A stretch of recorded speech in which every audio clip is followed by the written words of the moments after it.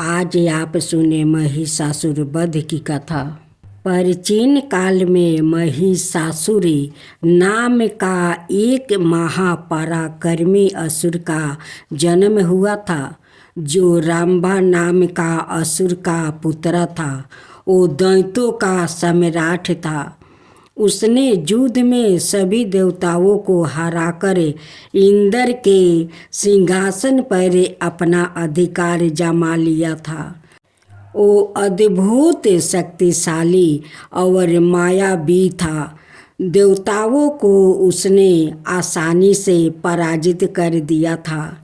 वो ही इंद्रलोक से तीनों लोकों पर शासन करने लगा और पराजित देवता उसे परेशान होकर ब्रह्मा जी की शरण में चला गया। ब्रह्मा जी ने उन्हें सभी देवताओं की पीड़ा सुनी और सारे देवतागण को अपने साथ लेकर उस जगह पर स्थान कर दिया जहाँ भगवान विष्णु और भगवान शंकर उपस्थित थे। वहाँ पहुंचकर उन्होंने महिषासुर के अत्याचारों के बारे में भगवान शिव और विष्णु जी को अवगत करवाया। ब्रह्मा जी से सारी बातें सुनकर भगवान विष्णु और शंकर जी महिषासुर समेत सभी दैत्यों पर अत्यंत क्रोधित हो उठे। क्रोध में भगवान विष्णु का मुख से महान तेज उत्पन्न होने लगा।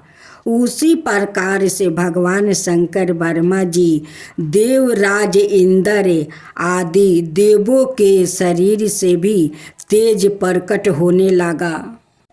वहाँ सभी देवताओं के मुख से निकला तेज मिलाकर एकत्र हो गया और एक महान दिव्या तेज में परिवर्तित हो गई, जिसे सारी दिशाओं प्रकाश से युक्त प्रकाशवान हो उठी, जो अंत में एक अत्यंत भीषण विद्युत के समान सुंदर नारी के रूप में परिवाहित हो गया।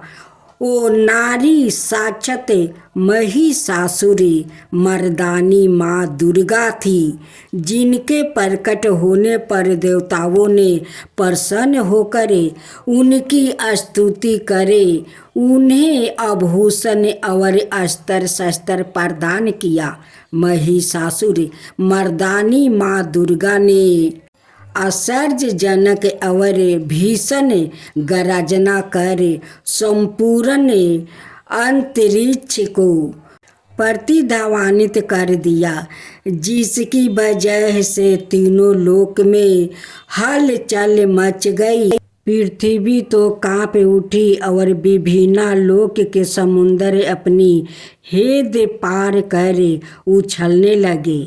सभी देवगण देवी का जयकारा का नारा लगाते हुए गद गद वाणी से उनकी स्तुति कर रहे थे, जिसके अद्भुत शब्दों को सुनकर दैत्यों ने अपने अपने हथियार उठा लिया और समझ में आ गया था कि एक भीषण युद्ध दस्तक दे रहा था। महिषासुर के सेनापतियों का वध माँ दुर्गा ने किस प्रकार किया।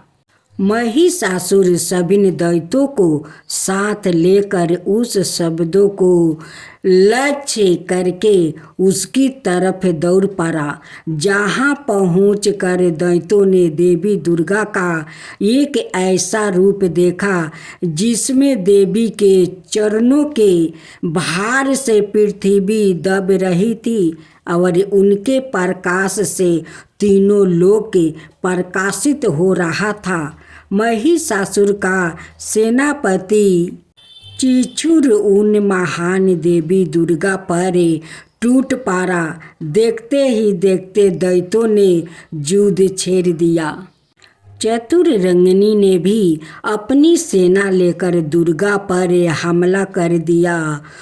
उगरहा महानु बसकल अवरे आसी लोमा।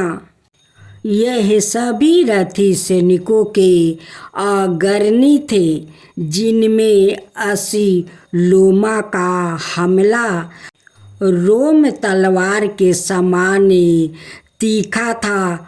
वो सभी योद्धे स्थल में आकर देवी से लोहा लेने लगे और इस तरह हाथी सवार और घोड़ा सवार सैनिक भी देवी को चारों ओर से घेरे अस्त्र शस्त्रों से प्रहार करने लगे। देवी दुर्गा ने खेल खेल में ही उन सभी के अस्त्र शस्त्रों को काट गिराया। उस समय दुर्गा निश्वास गण बन दैत्यों पर चढ़ गई और देखते ही देखते इसके बाद दुर्गा ने त्रिशूल गदा और शक्ति की वर्षा कर बहुत से महादैत्यों का संहार कर डाला। दैत्यों की सेना में हाथी घोड़े और असुरों के शरीर से इतना रक्त गिरा कि वहाँ कई रक्त गुंडे बन गया। जिस तरह आग तिनके के ढेर को जला देती है, वैसे ही दुर्गा देवी ने थोड़ी ही देर में सारी दैत्यों सेना का समाप्त कर दिया। देवगण हर्षित हो देवी दुर्गा पर पुष्पों की वर्षा करने लगे। अपनी सेना का विनाश देखकर सेनापति चिदूर क्रोध से तिलमिला उठा और दुर्गा पर बाणों की वर्षा करने लगा। देवी ने अपने बाणों से उसके बाणों को काट कर उसके रथ के घोड़ा और सारथियों को भी मार गिराया। साथ ही उसके धनुष और वर्ज को भी काट गिराया। चिचूर को अपने शूल पर 12 ही गर्भ था, इसलिए उसने अपने शूल से दुर्गा पर पूरी ताकत से प्रहार किया, किंतु दुर्गा के पास पहुँचते ही उस शूल के टुकड़े टुकड़े हो गया।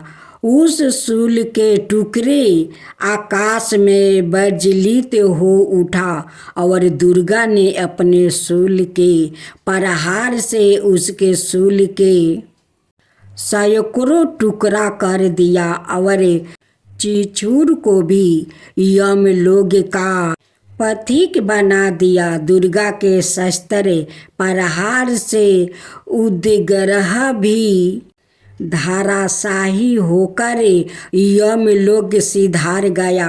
अब महिषासुर वध की कथा। अब महिषासुर भैंस का रूप धारण कर देवी दुर्गा के आश्वास से उत्पन्न हुई गणों को तरस देने लगा।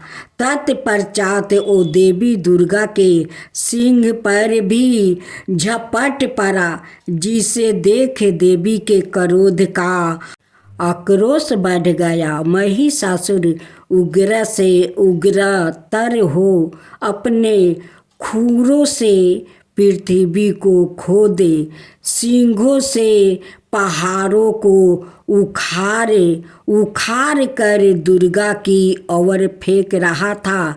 साथ ही साथ गरज भी रहा था। उसके वेग से पृथ्वी में दरार पड़ने लगी और सिंहों के झटके से बादलों के टुकड़े टुकड़े हो गया।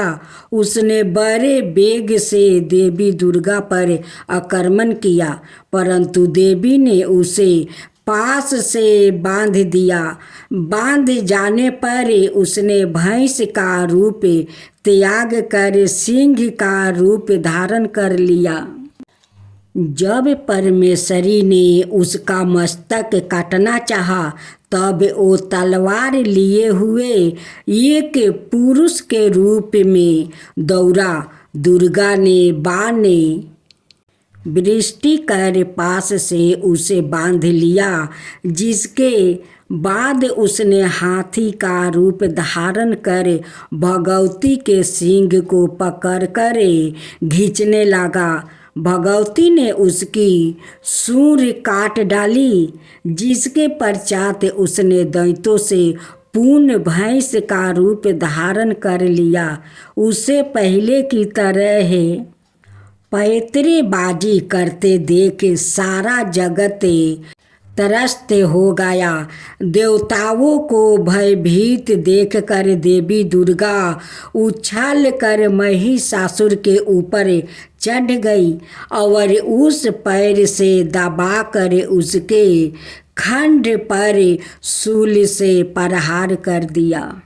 महिषासुर पुनः दूसरा रूप धारण कर आधा परिवर्तनी हुआ ही था कि देवी दुर्गा ने उसको पूरा परिवर्तित होने से रोक दिया। जब वो उस दशा में भी पैतरे बदलने लगा, तब दुर्गा ने उसका मस्तक तलवार से काट गिराया। महिषासुर की बची हुई सेना सिर पर पैर राख कर भाग खड़ी हुई। इस प्रकार देवताओं को संताप देने वाला महिषासुर नष्ट हो गया।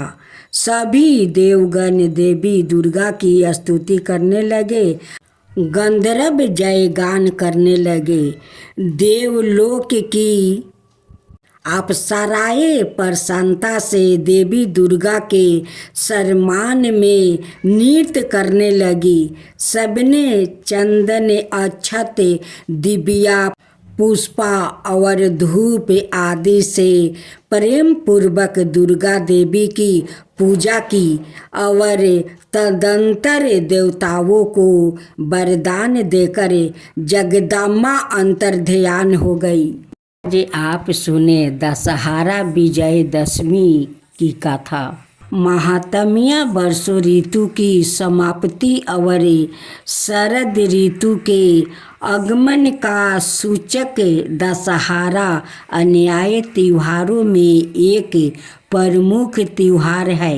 दशहरे के नामकरण के संबंध में श्री वराह पुराण में कहा गया है कि ज्येष्ठ शुक्ल दशमी के दिन बुधवार को अस्त नक्षत्र में समस्त नदियों में श्रेष्ठ नदी गंगा सर्ग से धारा पर अवतारित हुई थी, जो 10 पापों को नष्ट करती है।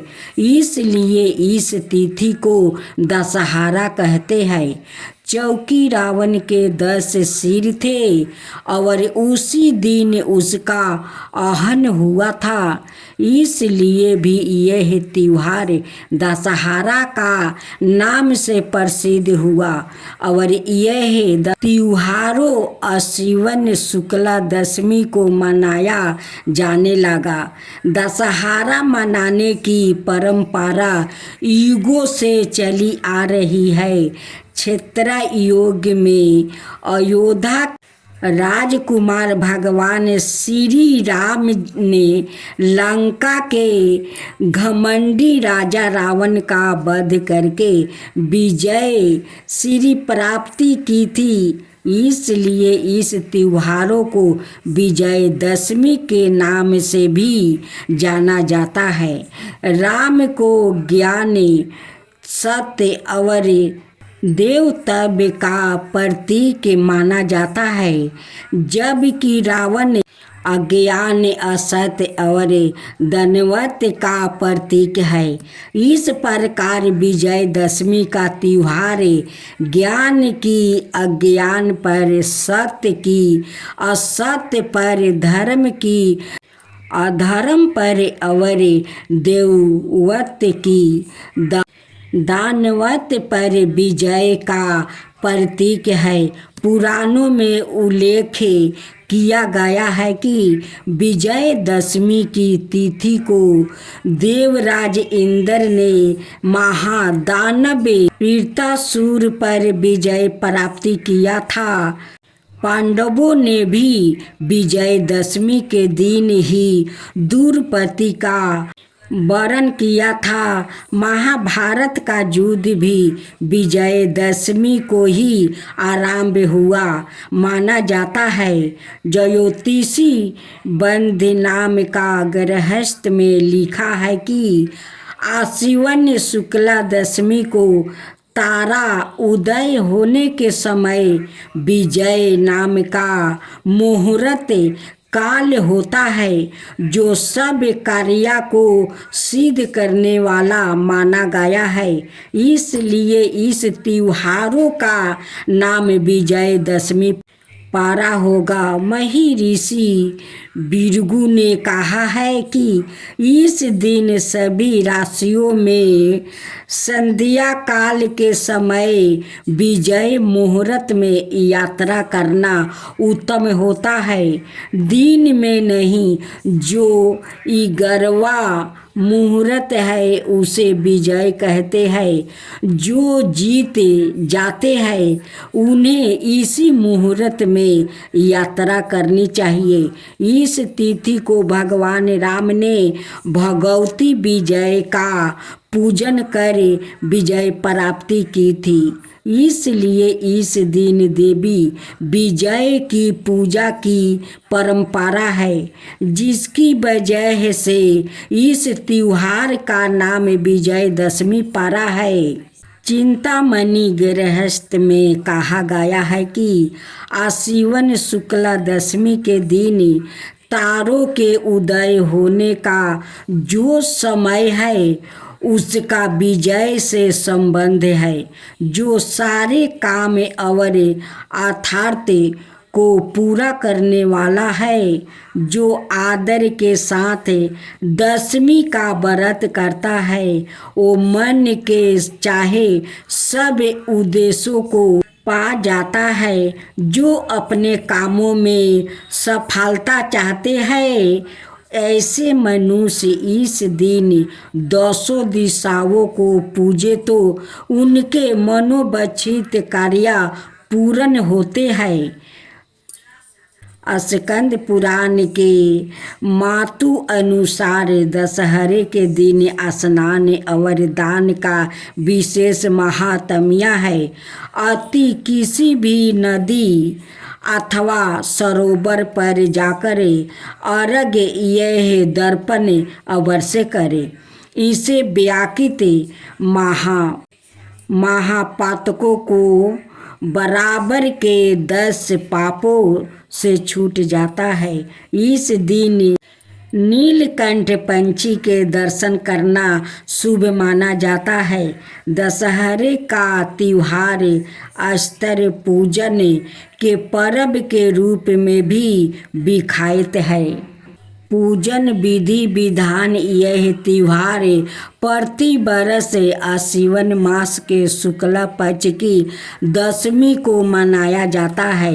इस दिन भगवान श्री राम ने भगवती विजय का पूजन कर विजय प्राप्ति की थी।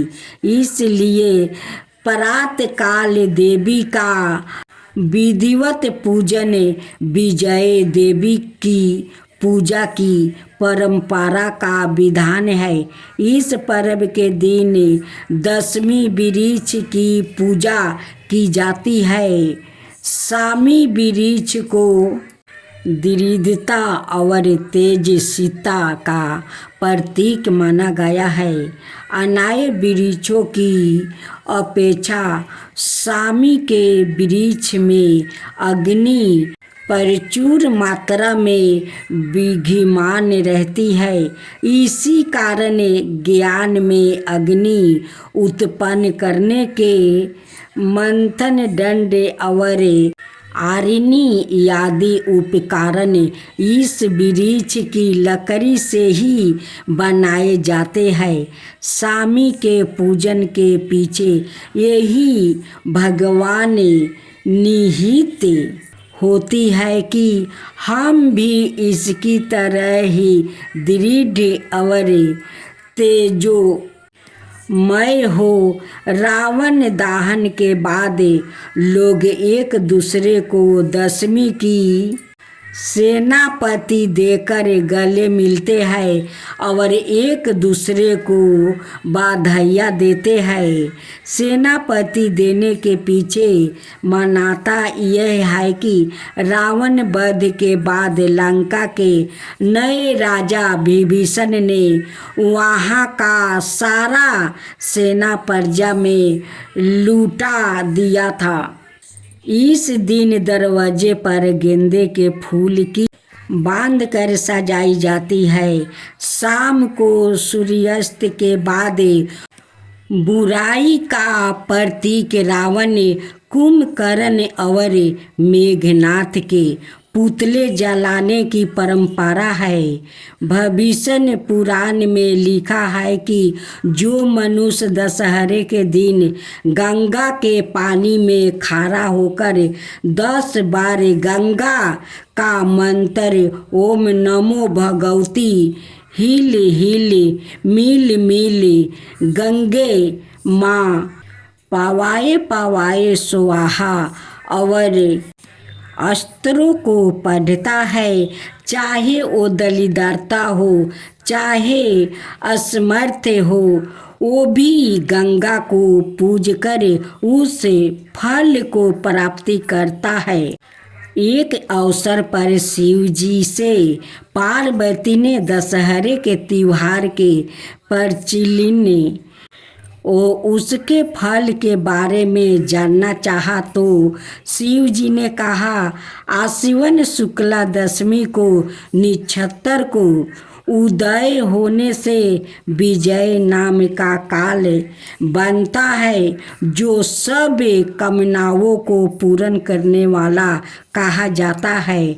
शत्रु पर विजय प्राप्ति करने की इच्छा रखने वाले राजा को इसी समय प्रस्थान करना चाहिए। श्री राम ने इसी अवसर पर लंका पर चढ़ाई की थी और विजय प्राप्ति की थी। इसी तिथि में दशमी वृक्ष से अस्त्र शस्त्र उतार कर अर्जुन ने अपने शरीर पर धारण किया था। जब पार्वती ने अर्जुन के अस्त्र शस्त्र धारण करने के संबंध में जानना चाहा तो शिव जी बोले, पांडवों के जुए में हारने पर दुर्योधन ने यह शर्त रखी थी कि उन्हें वनवास के दौरान 12 बरस तक प्रकट रूप में और 1 बरस अज्ञात अवस्था में रहना होगा। यदि 13वां बरस में उनका पता चल जाएगा तो उन्हें फिर से 12 बरस का वनवास भुगतना पड़ेगा। इस कारण अर्जुन ने अपने अस्त्र शस्त्र स्वामी वृक्ष पर रख कर भेष बदल कर राजा विराट के पास नौकरी की।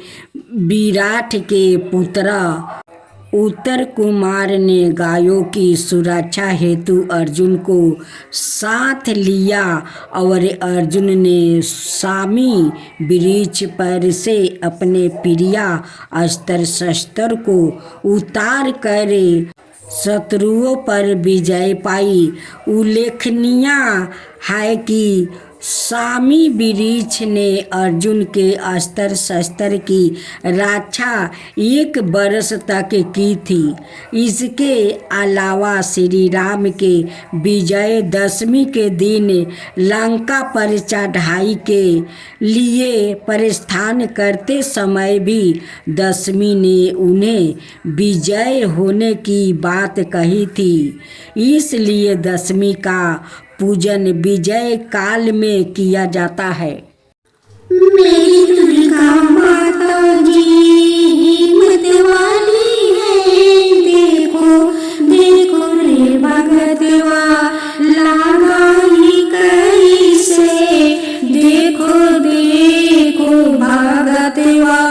लगाई कैसे सातो बाघवा के रथवा ने लगाई कैसे।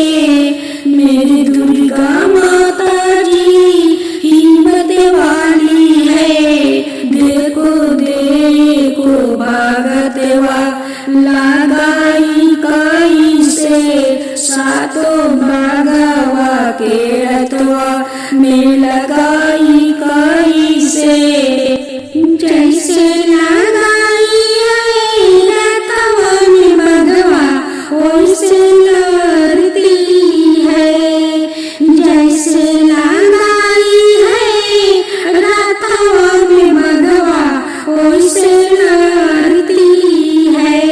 महिषासुर का संगवा दुर्गा लड़ती है। महिषासुर का संगवा दुर्गा लड़ती है। हमारे दुर्गा बड़ी हिम्मत वाली है, हमारे दुर्गा बड़ी हिम्मत वाली है। देखो देखो भगतवा, देखो देखो भगतवा कैसे लड़ती है। महिषासुर के संगवा कैसे लड़ती है। महिषासुर के संगवा हमारे दुर्गा जी हिम्मत वाली है। देखो देखो सेवकवा लड़ती है कैसे। देखो देखो सेवकवा लड़ती है कैसे। महिषासुर के संगवा लड़ती है कैसे। महिषासुर के संगवा लड़ती है कैसे। मेरी दुर्गा बड़ी हिम्मत वाली है, मेरी दुर्गा बड़ी हिम्मत वाली है। देखो देखो सेवकवा लड़ती है कैसे। देखो देखो सेवकवा लड़ती है कैसे। महिषासुर के संगवा लड़ती है कैसे। महिषासुर के संगवा लड़ती है कैसे। मेरी दुर्गा बड़ी हिम्मत वाली है, मेरी दुर्गा बड़ी हिम्मत वाली है। देखो देखो भगतवा लड़ती है कैसे। महिषासुर के संगवा लड़ती है कैसे। महिषासुर के संगवा सब देवलोग देख कर हो गया खुश।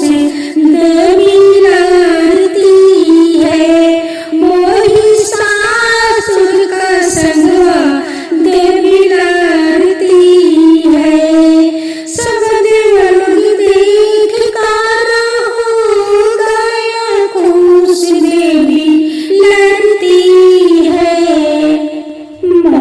महिषासुर के संगवा देवी लड़ती है। महिषासुर के संगवा समझ